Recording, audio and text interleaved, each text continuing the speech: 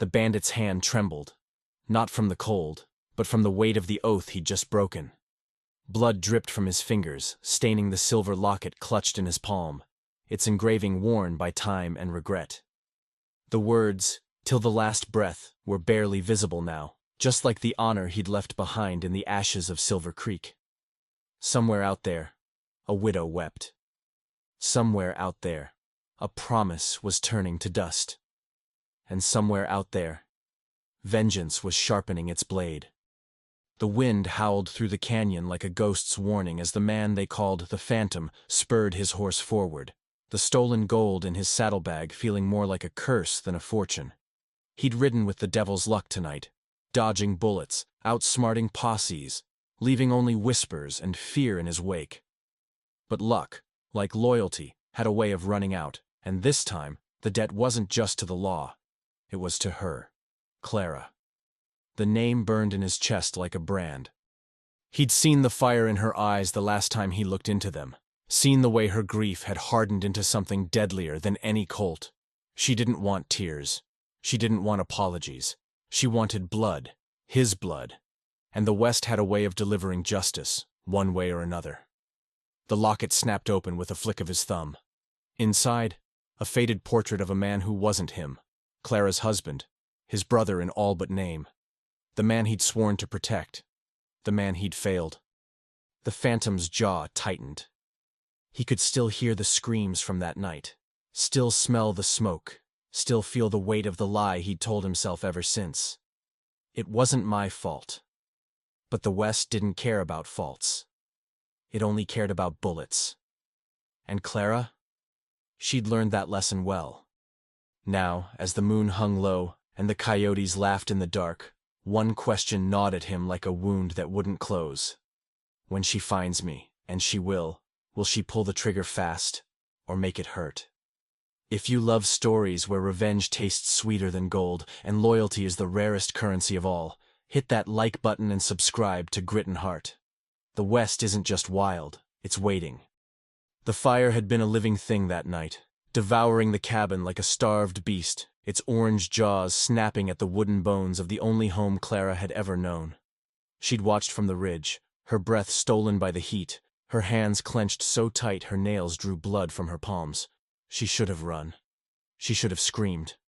But all she could do was stand there, frozen, as the flames licked the sky and the crackle of burning timber drowned out the sound of her own heartbeat. Because down there, in the chaos, she'd seen him. Jesse, the man who'd ridden into their lives like a storm and left only ruin in his wake. 5 years earlier, he'd come to them broken. A bullet in his shoulder, a price on his head, and eyes that carried the kind of sorrow only the West could carve into a man. Her husband, Thomas, had taken him in without a word, because that was the kind of man Thomas was, steady, kind, the kind who believed in second chances even when the world didn't. Clara had stitched Jesse's wound by the flickering light of their oil lamp, her fingers trembling not from fear, but from the way his gaze burned into her when she leaned too close. There was something dangerous in the way he looked at her, something that made her skin prickle with warning. But Thomas trusted him, and so she did too. For a while it almost felt like family. Jesse would sit by the fire at night, sharpening his knife, telling stories of towns they'd never see, and men he'd never name. Thomas would laugh, deep and warm, and Clara would listen, her sewing needle pausing mid-stitch when Jesse's voice dropped to a whisper like he was sharing secrets meant only for the dark. She'd catch him watching her sometimes, his expression unreadable, and she'd look away first, because some hungers were too wild to acknowledge. Then came the night everything changed. The riders came at dawn, their silhouettes black against the rising sun, their laughter cold as they surrounded the cabin. Clara had been grinding coffee beans on the porch when she saw them, her stomach twisting into a knot. Jesse had been gone for 3 days, some errand for Thomas, he'd said. But the way those men dismounted, the way their leader's eyes locked onto the cabin like he already owned it, she knew. Something was wrong. Thomas stepped outside, his rifle loose in his hands, his voice calm. "Can I help you, gentlemen?" The leader, a man with a scar running from his temple to his jaw, smiled. It wasn't a kind smile. "You've got something that belongs to us, old man." Clara's breath hitched. Us. Not me. Not him. Us. That word was a snake, slithering into her bones, coiling around her ribs. She'd seen that scar before. On Jesse's face, in the quiet moments when he thought no one was looking. When he'd flinch at the sound of hooves in the distance, Thomas didn't lower the rifle. I don't know what you're talking about. The scarred man sighed, like he was disappointed in a child. Then he raised his hand. The first shot took Thomas in the chest. The second shattered the window beside Clara's head as she screamed. She dropped to the floor, her hands over her ears. Her world narrowing to the sound of her own pulse and the crackle of flames as the men tossed torches onto the roof. The heat was unbearable, the smoke choking her, but she crawled, her dress tearing on the splintered wood, her fingers scrambling for Thomas's rifle. She got off one shot, wild, desperate, before a boot connected with her ribs, knocking the air from her lungs. The last thing she saw before the smoke swallowed her was the scarred man holding up a silver locket, the one Jesse always wore. The one Thomas had given him the night they met. The one that was supposed to keep him safe. She woke to silence. To ashes. To the weight of a promise broken and a truth she couldn't escape. Jesse had known. He'd known they were coming, and he hadn't warned them. Somewhere in the distance, a coyote howled. Clara pulled herself from the ruins, her hands black with soot, her heart a hollow drum. The locket was gone. Thomas was gone. And Jesse? Jesse was a ghost now, and ghosts could run, but they couldn't hide. Not from her. 5 years of silence. 5 years of riding through towns where whispers followed her like shadows, where men crossed themselves when she walked into a saloon, where women pulled their children closer as if grief were a disease she might pass on. Clara had become a name spoken in hushed tones, the Black Widow of Silver Creek, and she let them call her that. Let them fear her. Fear was a shield, and she'd need everyone she could get. The West had a way of chewing up the weak. Clara wasn't weak anymore. She found the first clue in a dive bar in Redemption Falls, a fly-speck town where the whiskey was cheap and the secrets cheaper. A drifter with a missing ear and a tongue loosened by bourbon had been bragging about a job gone wrong, about a bandit who double-crossed his own gang and left with more than his share. Clara didn't even have to ask. She just slid a silver dollar across the bar, Thomas's old lucky coin, and the man's eyes went wide. "That's his mark," he slurred, pointing at the coin. "The Phantom. Heard he's riding with the ironclad gang now up near Dead Man's Bluff. But he ain't just a thief no more. He's the boss's right hand." Clara didn't thank him. She didn't smile. She just stood, her black dress brushing the sawdust floor, and walked out into the sunset like a woman stepping into her own reckoning. Dead Man's Bluff was a god-forsaken stretch of canyon where the wind carried the scent of gunpowder and betrayal. Clara rode in at dusk, her horse's hooves kicking up dust that settled like a shroud over the land. The ironclad gang's camp was a sprawl of tents and laughter, the kind of place where men who'd sold their souls came to spend what was left of them. She tethered her horse a half-mile out and moved on foot, silent as a shadow, until she saw him. Jesse. He was leaning against a wagon wheel, rolling a cigarette with fingers that still remembered how to hold a needle and thread. The years had sharpened him. His jaw was harder, his eyes colder. But there was something else, too. A weariness, like a man who'd long since stopped running from his ghosts and just let them ride alongside him. Clara's breath caught. For a second, she was back in that cabin, stitching his wound, listening to his lies. Then she remembered the fire, the gunshots, the way Thomas's hand had gone limp in hers. She didn't hesitate. Stepping into the firelight, she let her coat fall open just enough to show the butt of her revolver. The camp fell silent. Jesse's head snapped up, and for the first time in 5 years, their eyes met. His cigarette dropped to the dirt, forgotten. "Clara," he breathed, like her name was a curse. The gang reached for their guns, but she didn't flinch. "Call them off, Jesse. This ain't their fight." He didn't move, didn't blink. Then, slowly, he raised a hand. The men lowered their weapons, but their eyes stayed hungry. They smelled blood in the water. She tossed the silver locket at his feet. It landed in the dust between them, the chain glinting like a snake in the firelight. "You left this behind." Jessie's face twisted. "I didn't." "You did," she cut in, her voice low, deadly. "You left it with the men who burned my home, who put a bullet in Thomas's chest, who left me with nothing but ashes and a name I didn't ask for." She stepped closer, close enough to see the scar on his temple, the one that matched the scarred man from that night, the one who'd pulled the trigger. "You knew," she whispered.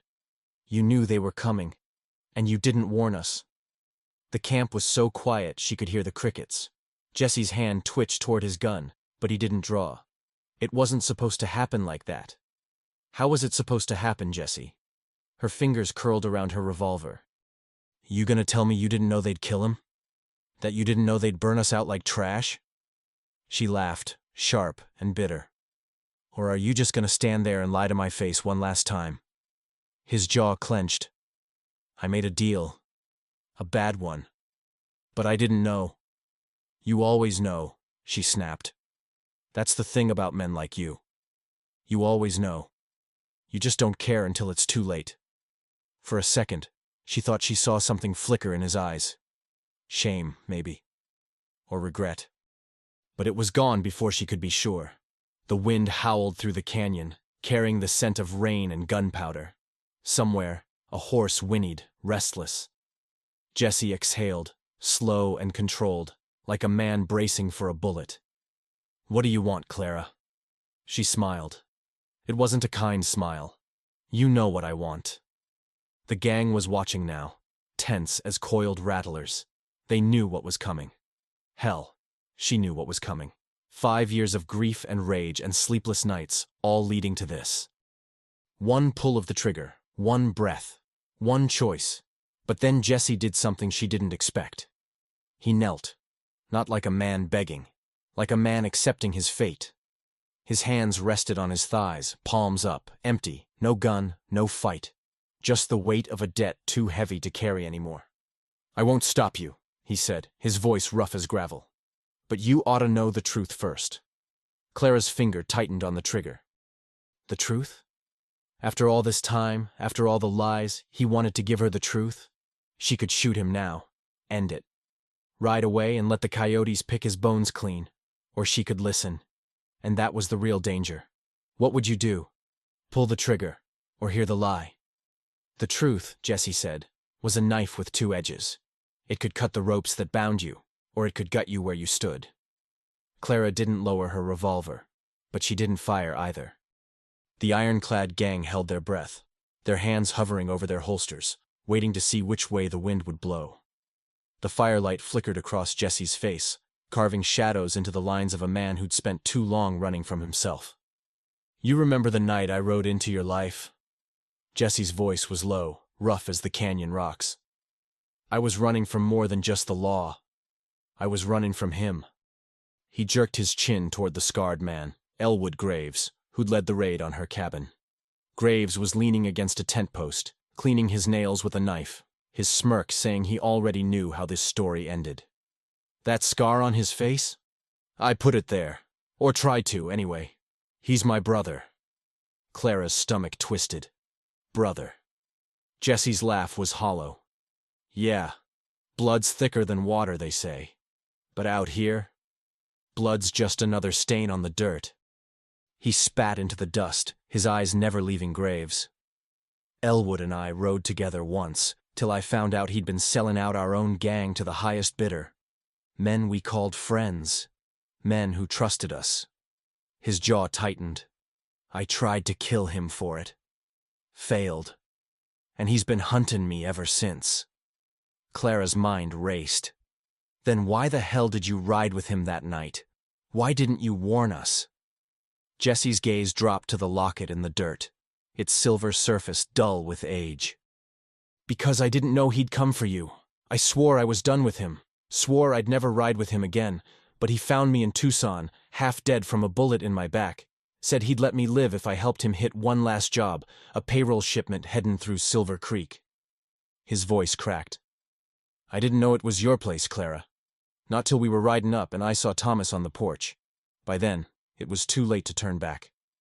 The memory hit her like a punch. Thomas, smiling, waving at the riders like they were friends.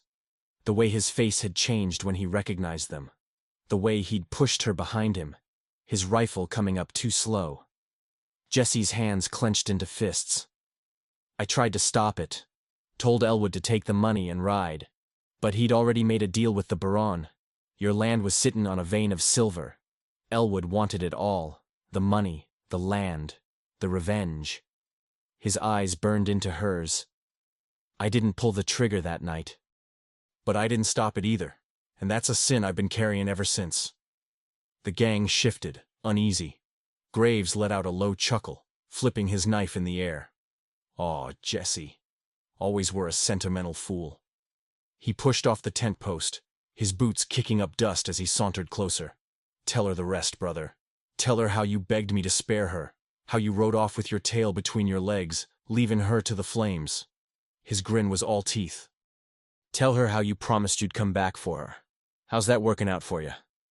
Jesse didn't move, didn't blink. But Clara saw it. The way his shoulders tensed. The way his fingers twitched like he was fighting the urge to reach for his gun. She knew that look. It was the look of a man standing on the edge of a cliff, deciding whether to jump or turn back.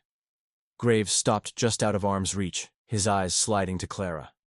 You're a pretty thing, ain't you? All dressed in black like the angel of death herself. He tilted his head.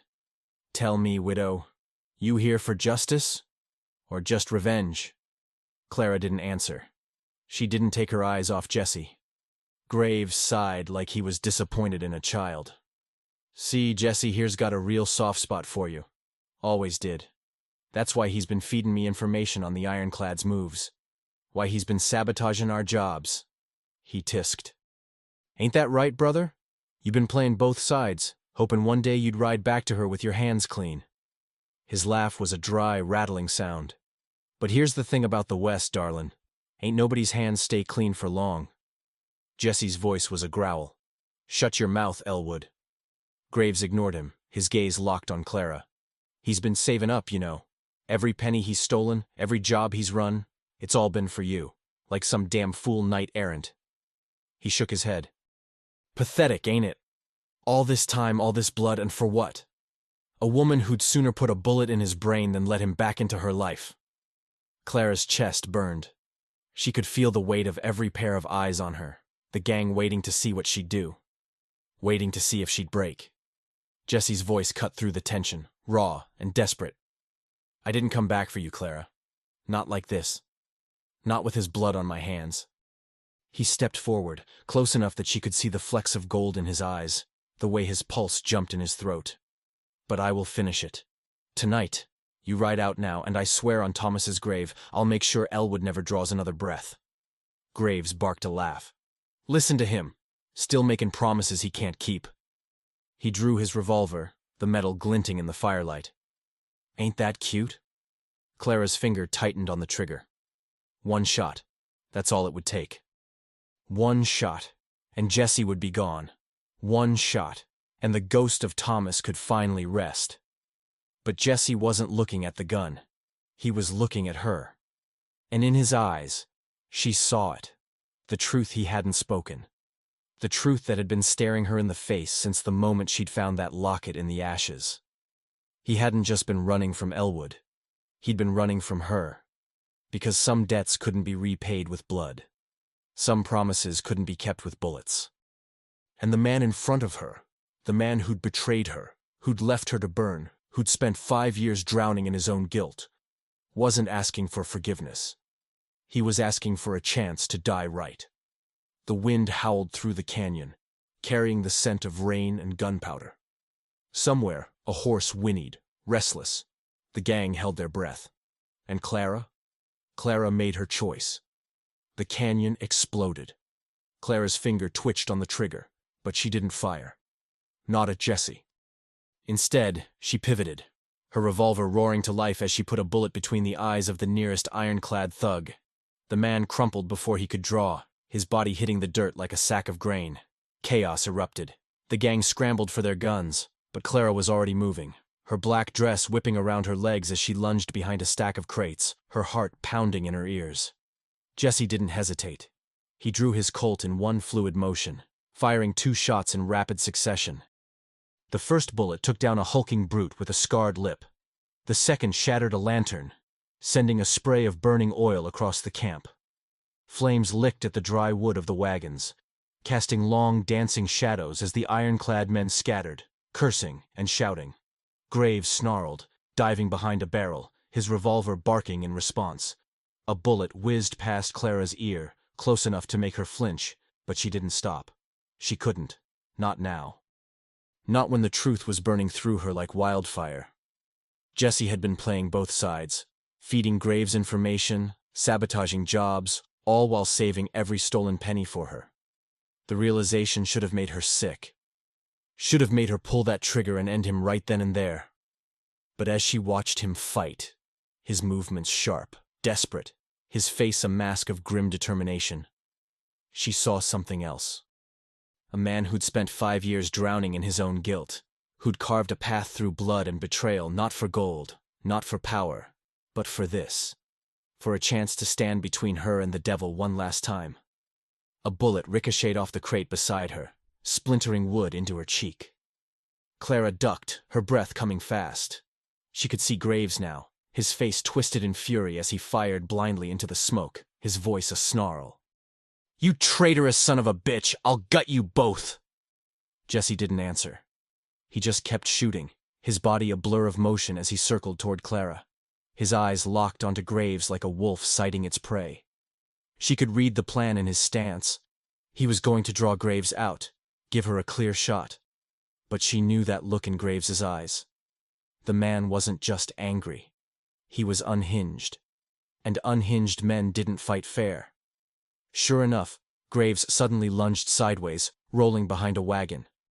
Clara cursed, shifting her position. But Jesse was already moving, his boots kicking up dust as he sprinted toward the flames. "Jesse, no!" she shouted, but he didn't stop. He leapt onto the wagon's seat, his gun roaring as he fired down at Graves. The shot missed. Graves twisted away at the last second, his own revolver coming up fast. Clara's heart lurched. She fired. Her bullet struck Graves in the shoulder, spinning him around. He snarled, clutching the wound, but his gun didn't waver. It swung toward Jesse, who was exposed on the wagon, his face stark in the firelight. Clara's breath caught. She couldn't get a clear shot. Not without risking Jesse. Then, in one fluid motion, Jesse holstered his Colt and jumped.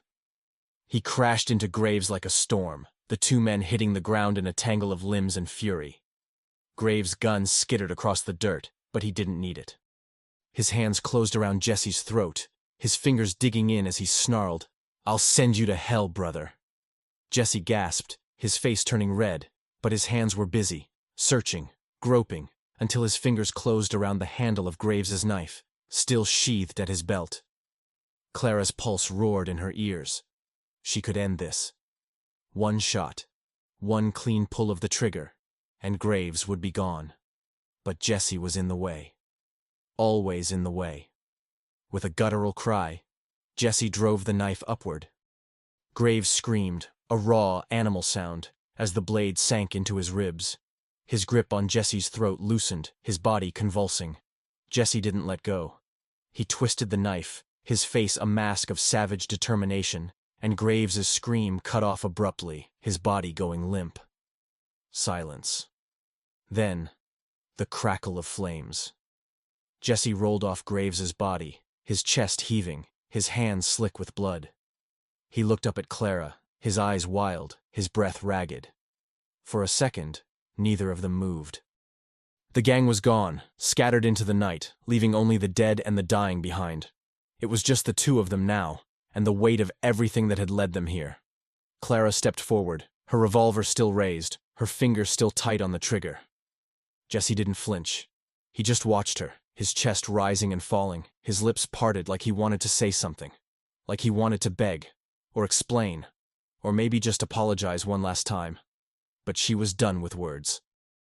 She lowered the gun. Jesse exhaled, his shoulders sagging like a man who'd been holding his breath for years. He started to push himself up, but then his face twisted in pain. Clara's eyes dropped to his side. where a dark stain was spreading across his shirt. Blood, not Graves. His. Her stomach dropped. "You're hit." Jesse glanced down, almost surprised, like he hadn't even felt it. "Guess I am." Clara hesitated. She could walk away.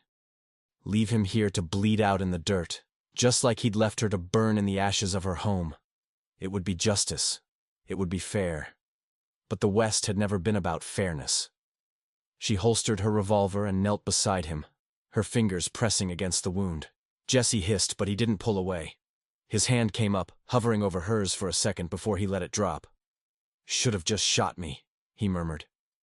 Clara didn't answer. She ripped a strip from the hem of her dress and pressed it against the wound, her movements rough. Jesse's breath hitched, but he didn't complain. His eyes never left her face. "You still got that locket?" she asked abruptly. Jesse's fingers twitched toward his pocket. He pulled out the silver locket, the same one she'd thrown at his feet earlier. It was dented now, the chain broken, but the engraving was still there.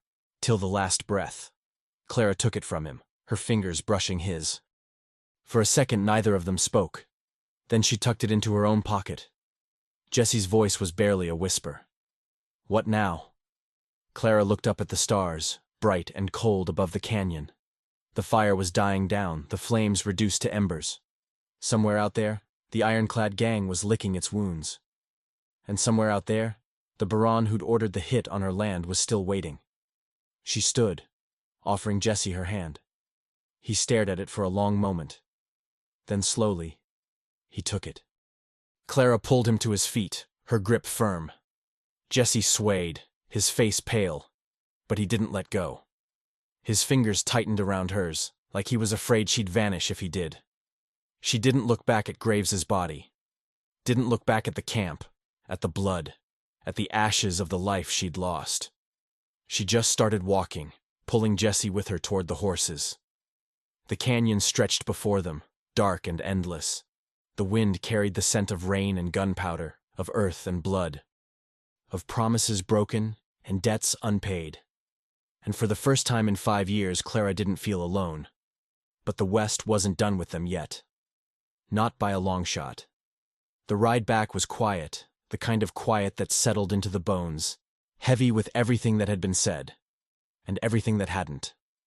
The horses moved slowly, their hooves kicking up dust that clung to the sweat on Clara's neck. Jesse rode beside her, his face pale, his hand pressed against the wound in his side. The blood had soaked through the makeshift bandage, but he didn't complain. He never did. That was the thing about men like Jesse. They carried their pain like a second skin, wearing it until it became part of them. Clara didn't look at him, not at first. She kept her eyes on the horizon, where the first light of dawn was beginning to bleed into the sky, painting the desert in shades of gold and red. It was beautiful, in a cruel sort of way.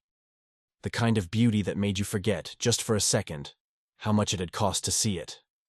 They stopped at the edge of Silver Creek, where the ruins of Clara's old cabin still stood, blackened and broken. The wind whispered through the skeletal remains, carrying the scent of charred wood and old memories. Clara swung down from her horse, her boots crunching on the brittle earth. Jesse followed, slower, his breath hitching as he dismounted. He swayed for a second, and she reached out without thinking, her hand steadying him. He looked down at her fingers on his arm, then up at her face, his eyes dark with something she couldn't name. She let go. Clara walked toward the cabin, her fingers brushing the scorched timbers. She could still see it, the way the fire had devoured the walls, the way Thomas had stood on the porch, his rifle raised, his face set in that stubborn, brave way of his. She could still hear the gunshots, still feel the heat on her skin. For 5 years, she'd carried that night with her, like a brand she couldn't scrub clean. And now, standing here with Jesse beside her, she realized something. The fire hadn't just taken her home. It had taken the last part of her that knew how to forgive. Jesse cleared his throat. "I'll rebuild it," he said, his voice rough. "Every board, every nail, I'll make it right." Clara turned to him, her heart pounding. "You can't." His jaw tightened. "I will." "No," she said, shaking her head. "You can't." Because it's not yours to rebuild. She took a step closer, her voice dropping to a whisper. This place, it's gone, Jesse. And so is the woman who lived here. She died in that fire, just like Thomas did. Jesse's breath hitched. His hand twitched like he wanted to reach for her, but he didn't. Clara. She cut him off.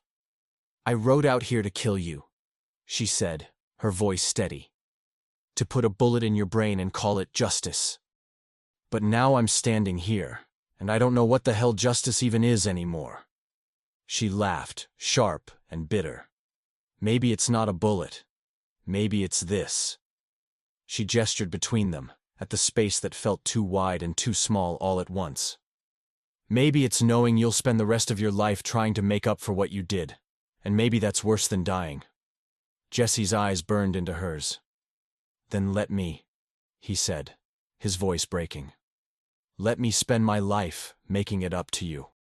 Not because I deserve it, because you do. Clara looked away, her throat tight. The sun was rising now, casting long shadows across the land. She could see the future stretching out before her, a path unwritten. She could walk away, ride off into the dawn and never look back. She could find a new town, a new name, a new life. Or she could stay.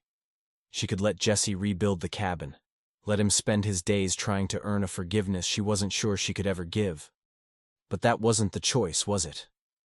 The real choice was whether she could live with the weight of her own heart. Whether she could let go of the anger that had kept her alive for 5 long years. Whether she could look at Jesse, not as the man who'd betrayed her, but as the man who'd bled for her, who'd fought for her, who'd knelt in the dirt and offered her his life like it was the only thing he had left to give. She reached into her pocket and pulled out the locket.